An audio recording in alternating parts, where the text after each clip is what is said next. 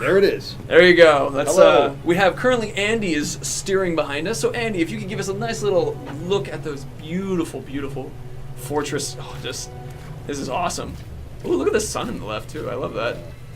So you get a nice shot of the vista there. Nice shot of the vista indeed. So we were talking a little bit earlier about the start point and how important it was about even the whole process of where to put the start point. Yeah, for sure. I mean, we do spend a fair amount of time thinking about the start point, and when we think about the start point and we talk about it, what we're trying to do is we're trying to make sure that all of the key iconic visual elements that make up this space are sort of there for the viewer to see. So set the tone, set the emotion, because at the end of the day, really, all we as artists are doing is trying to create an emotional response from the consumers, and we use all of our tools in a toolbox. We have, our silhouette, our shapes, our color, our value, our light.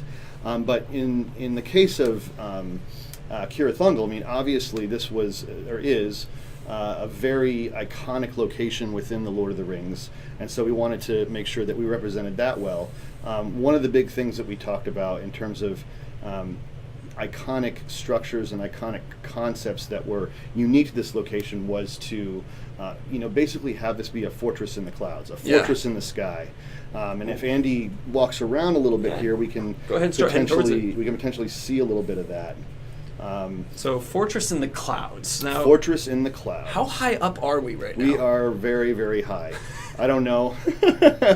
One of the higher peaks in Middle Earth is what we'll say. And as we sort of traverse here, you can see that we have this beautiful vista that, like I said, is setting the tone for the feel of the map. Andy, take a look out at the vista there for me. Jump up in the tower first, real quick. There you go. Just so that we can even get a better one, and also it'll minimize the dudes attacking us.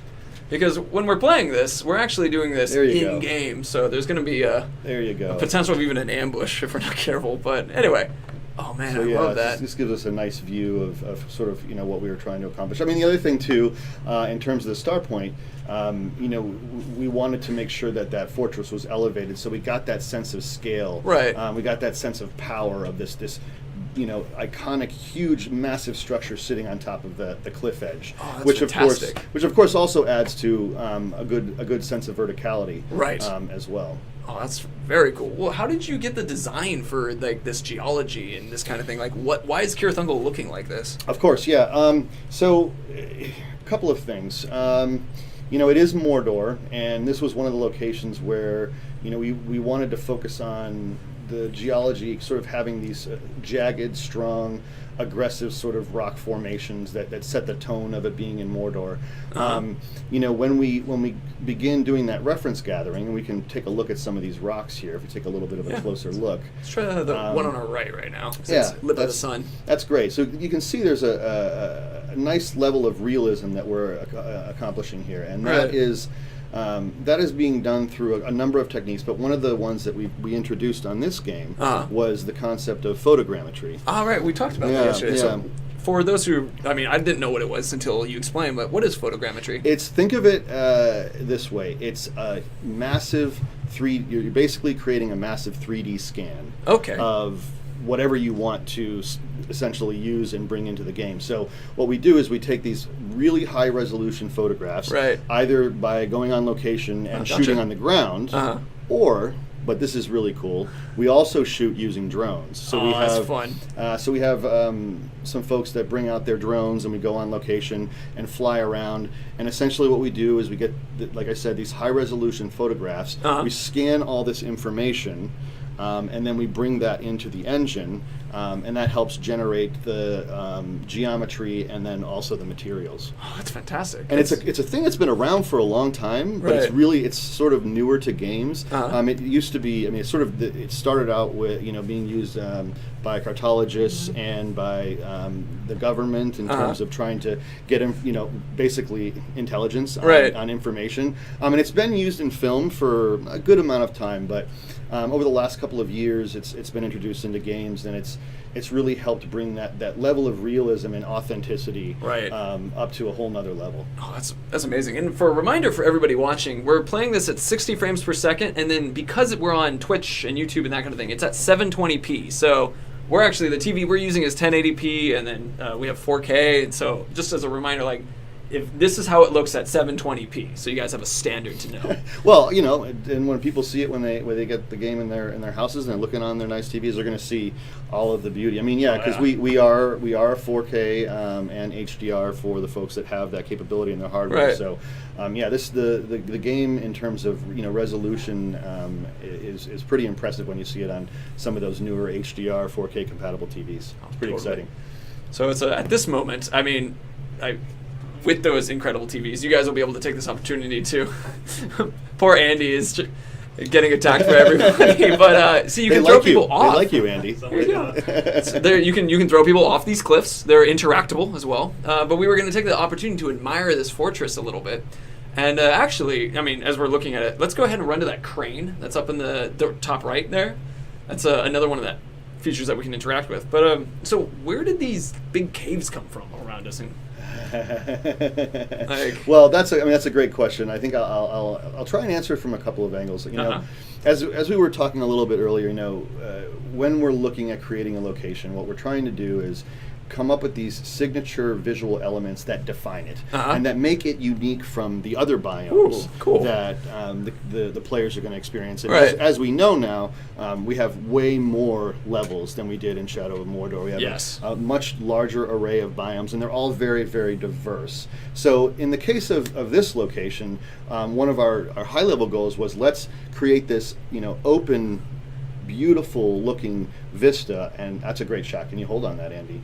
And then we wanted to contrast that on that with this massive cave structure. So what we're looking at right now is actually about 1/6 of the level. To our right, 1/6, something like that. To our right is a massive cave structure, and so this goes into some of the other stuff that we were talking about the other day, and the concept of spatial psychology. Right. Ooh, and there's going to be some great examples of that too coming up. Which, if you want to start talking, we can. But there's certain call-outs specifically. Let's do it. Okay. So, to jump to some comments that I've been seeing going through, I think my favorite one was a couple people who I can't. Some people are like, "Oh my god, I love rocks," and some people have been asking to look more at the rocks. And so I'm not sure how sarcastic some of these are, or how from the heart, because I'm watching the rocks. I'm like, I think they like it too. So, man, we love the rocks. We'll watch all rocks. Rocks are cool. Rocks are cool. There's a lot of rocks in the game. A ton of rocks in the game.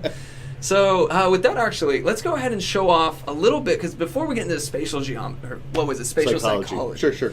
And I wanted to talk a little bit about our Terror Tribe, which is currently here, and I want to show some more concept art now that we have a chance. What we have now showing up on screen is one of the concepts for what the Terror Tribe would look like, and this particular one's in the snow. But let's talk a little bit about why the Terror Tribe is this particular art style. Yeah, great question. Well, let's see. I mean, we have a bunch of tribes. We have 7 that we're going to be releasing with the game. Right. And the first high-level goal was for each of them to have their own unique look and their own unique visual style, their own unique silhouette, color palette, all of these things. But the Terror Tribe in particular, their name suits them well, because they're all about being terrifying and intimidating their enemies and celebrating their kills and basically putting them out in display. And so there's a number of key visuals that are sort of spiced around the fortress and also around the entire level when the Terror Tribe is owning a location. Right. But one of the jokes that we had internally is when we first started doing the concept art for this was, and I brought in some books, and one of the books that I brought in was The Book of Pain. So this book had all kinds of interesting pictures and descriptions of different types of medieval torture. Right. And most of these torture devices were used to get information from the enemy. Is that related to what we're seeing on this particular thing behind us, with the Graug? And that exactly. So you can see up on the top of the spire there. Let's actually transition to showing the spire real quick. So we're going to go back in game for this. So at the top of this spire, correct? Oh, sorry. Yeah. Oh, don't worry about it. Yeah. So at the top of this spire with the Graug who's being hung there, which I think my favorite comment was, no Graugs were harmed in the making of this fortress. No Graugs were harmed, I swear to God. No. So, yeah, I mean, that right there is a really good example of some of the concepts that I'm talking about. And you can see, I mean, okay, first thing to notice is we all know how big a Graug is. Graugs are huge. Oh, yeah. It's They're huge beasts. But look at how small that is, and that is at actual size relative to the scale of the fortress. And so right there you can see that Graug is being tied up, and the Terror Tribe is basically letting everybody know, you want to come closer to this fort? Well, this could happen to you. Oh man, that's an awesome one, and we can do it to a Graug of all things. So yep. Man. There's a couple other things too, like you can notice on that spot on the top fortress spire, and also to the left garrison, there's these blades, these sort of big metal blades. Let's go ahead and start moving into the fortress, and we can see some of them up close. Yeah, we can take a little bit of a closer look there. Oh, here's some cool stuff. Oh yeah, I would love to hear a little bit more about, like, because there's a giant gap in this fortress. Like, why? What's going on here? Yeah. Again, it's going back to that concept of spatial psychology and also playing with verticalities. Okay, so right here's an example. We just came from this big open area, right? And there was this big expanse, and we're getting this sense of a beautiful vista. But now we're coming into this fortress, and we're going into these contained and sort of more contained environments. Right. And the goal of that, and this is it's interesting because it is fairly scientific, that there's been these studies, for example, where they've rigged up human beings, put some sensors on their brains, and studied the brain responses when they were in contained locations. That's really cool. And then sort of came out of a contained location and went and looked at a vista. And I mean, this is just such an animal response. I mean, think about it. We are all journeymen. We're all travelers. We're all explorers. And so that's why when people are playing games or they're watching films, you see those beautiful panning vistas of a location to set the stage. It's because that gets people excited. So right now, I guess we can control everybody's brain for a moment. Andy, if you could turn around and go ahead and head us upwards. We're going to make everybody have this moment of like lighting up our EKGs and that kind of thing. Yeah, for sure. Well, that'd be fun. Yeah, for sure. And this is, this also, we like to have fun with designing opportunities for really interesting traversal and cool verticality. And so, you started out in that open vista, you came down, you're in sort of that more contained environment, and now we're up top and we get another beautiful shot of the vista, and we get a great sense of scale and so forth. That's so cool. So I guess scientifically we're all lighting up according to this at the moment. Oh, that's fun. Andy's going to mind control us from Smash C. Exactly. So it's check out the guys on the spikes right there. Yep, there's another example of the Terror Tribe just making sure that whoever's coming up here knows what they're heading for. Right. In fact, we can see a little bit of a closer shot of the Graug here on the gatehouse. So he's actually attached to a torture wheel. These were things that actually existed in medieval times. So once again, us bringing that level of authenticity into all forms of torture. I mean, it's both appreciated and that's crazy. Let's actually to another opportunity, because we talked about the size of this keep and that kind of thing. Yes. Let's Andy, let's go ahead and start climbing it. And there's a story that I loved that we're talking about, which is, how did this keep get here? And that was a question in chat even. They're like, why is this here? How they Yeah, so from the highest level, I think the way we think about this stuff is, we go to world story, and when we start building these environments, we're always talking about, what is the world story? What is the history? What was here before? What's here now? Because it's interesting.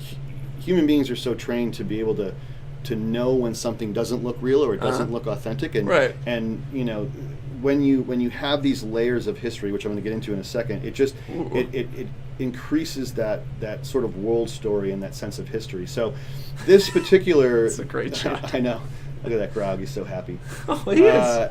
This particular tower was inspired by Numenorian architecture, and as we know with the Numenorian race, they were this very powerful race that had incredible craftsmanship in terms of how they built their structures, and so this is something that's been here for a long time. So it's that layer of history. So we have this Numenorian structure that existed here for a long, long time, and then we have the layer on top of that, which if we look down, we see some of the Gondorian-inspired architectural buildings that make up the interior of the keep.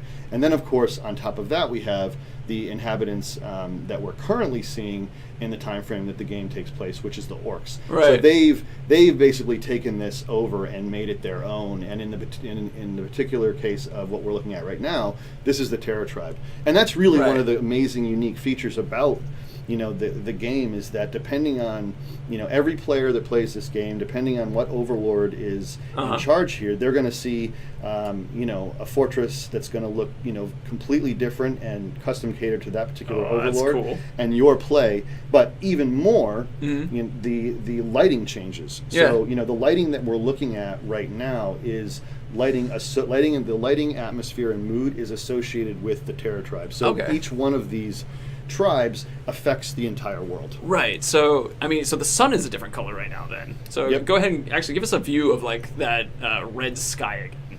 So if we had, let's say, the Marauder tribe here. Yes.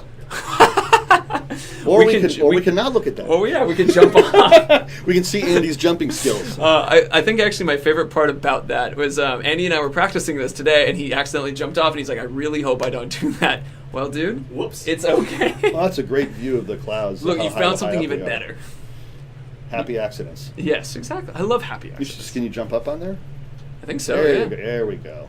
Ooh. Yeah, you get a really good sense of the scale. So yeah, as you were saying, if this is the Marauder tribe, for example, it would be a clear blue sky type day. Not nearly as much atmosphere, and we do that because the Marauder tribe is all about pillaging and stealing everybody else's treasure. Right. And so what better way to show that off than to have a nice clear blue sky? You get that nice hit of speck on all that gold and silver. Oh, I love that. So the Marauder tribe with the golden silver kind of look, and then so for Terror right now we're having that dark red kind of on everything. Yeah, some of the words that we talked about when we first started developing the Terror tribe was a world painted in blood. So the idea was to go with a more of a sunset sky, and if you look at some of the buildings, you'll see that there's blood dripping down the sides of the buildings because that's cool. The Terror, and you can see a little bit of it right there, even because the Terror tribe likes to celebrate their kills, their torturing. Oh, that's cool. They're a happy group. They are indeed. They relish in the pain, I guess. They relish in it. Yes. Well, let's go ahead and jump off the tower now. Actually, on purpose this time, and which honestly, it was a very beautiful swan dive. I don't brag or anything. Yes. This one might have even been better. Yeah. Well, let's do a little bit more of that spatial psychology, because to the left, actually, I think is a really fun moment, because we just come from the top of the tower, and then go ahead and run off towards the left real quick. And so suddenly we're shrinking again, but then we can even jump off this little wooden diving board right here. Yeah. And then we even drop to a lower moment. Yep. And it's so that changing in verticality and that change in space and size. So you were saying that it lights up. Oh, these guys are training. That's awesome. Yeah, I know. The world is just alive. Just waiting for us to explore. When we were testing this earlier, a guy was throwing a hatchet at the target like that, and he missed it, and it bounced off, and we kind of had it was just good job. Try again, big guy. That's awesome. Oh, man. So, we had a question. Currently, right now, we are demoing on Windows 10, just so you guys are aware, it's a PC. And let's go ahead and jump across that chasm. Or first push. Oh, he died at the edge. And let's see. Oh, this is cool. So, we were talking a little bit. What's the yellow spots that are on a lot of these buildings right now? Oh, yes. So that is some lichen. Some lichen that is. We have lichen? Yes, we do. Wow. We have some lichen that's growing all over these fortress buildings, and also, all around the geology. And it's a great question because, we actually talk about this stuff in detail. One of the things that's interesting is, we are a realistic palette. We are an authentic looking world, but we do try to get some color into our levels here and there, just for visual interest. And one of the concepts that we talked about when we were talking about the lichen was that this lichen, sort of this red rust color. It's almost as if it's eating away at the rocks. Oh, that's cool. So it's sort of staining the rocks. Yeah, we can see the lichen on behind our orc friend right there, but we can see the lichen on the stones too. For sure. So I saw a question. Someone was asking what lichen is. It's like a moss that grows on. It's a living creature. Yep. So it's growing, and as you said, it looks like it's eating away at the stones. Oh, that's cool. This guy, where did my friend go? So let's go ahead and start heading towards those caves because we've got a couple things to show in there. We're not going to show everything in there yet. No, but we'll give you a little bit. You want to talk about the mouth? Ooh, please! Oh, I love the idea of the maw. Yes. I don't even know if we're gonna. Let's see if we can get up. I think we can. Yeah, we can get a good view from right here.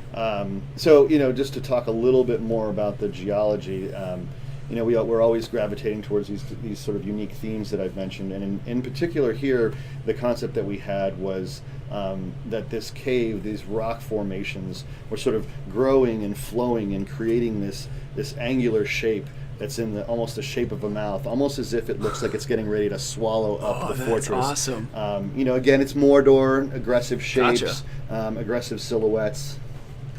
It's my shirt currently says Mordor, wish you were here. So it's the right one for the experience. Oh, that's cool. And then you see the light. So it's like it's gonna eat this fortress. That's right. Yep. That's fantastic. Cool. All right, let's. So Andy, go ahead and that one just to our right. We'll go through that one, then take a sharp left because there's a tower over there we want to talk about. Which before we reveal and talk about that tower, sure. Let's actually talk about the why there's an interesting tower. You described it as almost like points of interest that people can immediately get. Yeah.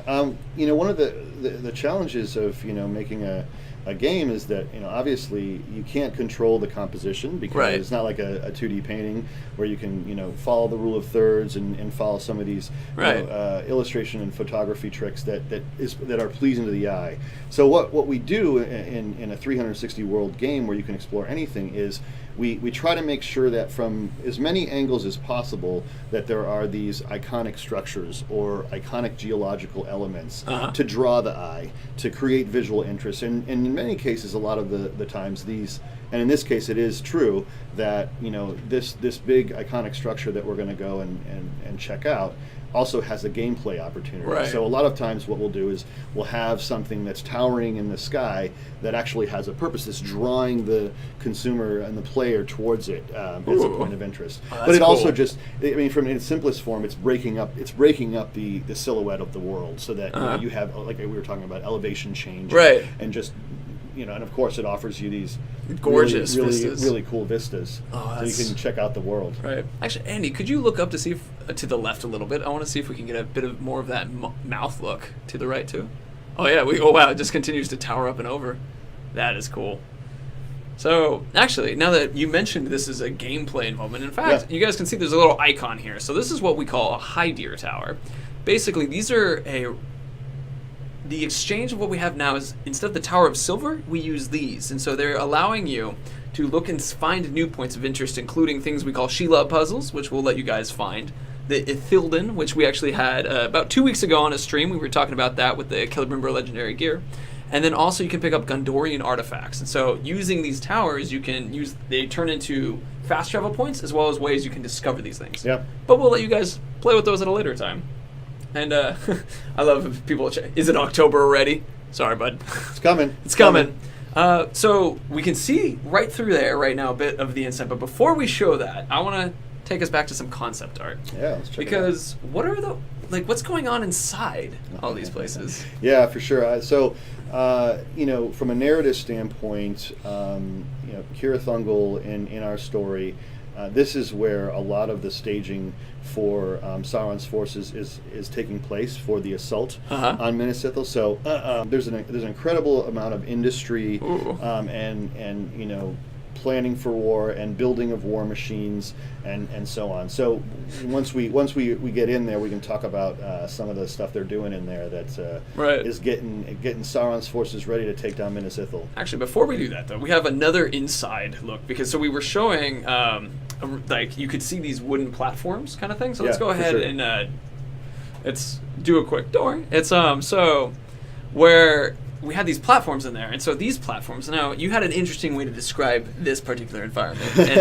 I want to have you say it again, and then we'll go into it. Sure. Yeah, one of the things that we talked about was the goal here was to create sort of this beehive of activity and visual interest and layers of architecture and verticality. Right. And once we get in here, we'll see that this is one of the big areas of industry where the orcs are mining in this cave for all of its raw materials. Oh, that's awesome.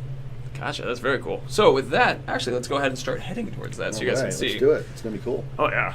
I think I saw Urix Hollow in there actually made a comment saying concept art is too OP. I particularly liked that. Oh man! And so a couple people asking a few questions related to this, and sure. It's I actually have a question, but I want to. So people are saying, are these caves goblin related at all, or? Not particularly goblin related. Uh-huh. We certainly have our ghouls that like to show up from time to time. That's true, yeah. Depending on the time of day and kind of the state of the game. Right. But no, not particularly goblin related. But when we were developing these visuals, I think people are looking at the concept art and seeing some of those similar visuals. We did look a lot at Isengard to sort of sell that concept of Sauron's forces just nonstop preparing for war. And another thing that's interesting to talk about too is some of Tolkien's themes. One of the big themes is the concept of over-industrialization of the world and the fall of nature.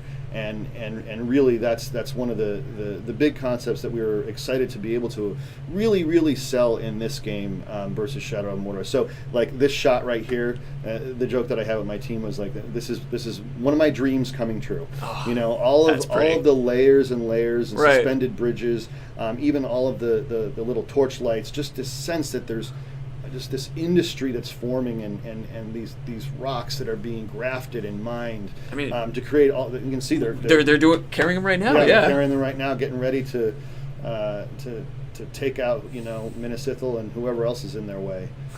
Oh, that's cool. They comment that it's when we were talking about Isengard. There's a YouTube video where they take Legolas and have him talk about they're taking the hobbits to Isengard.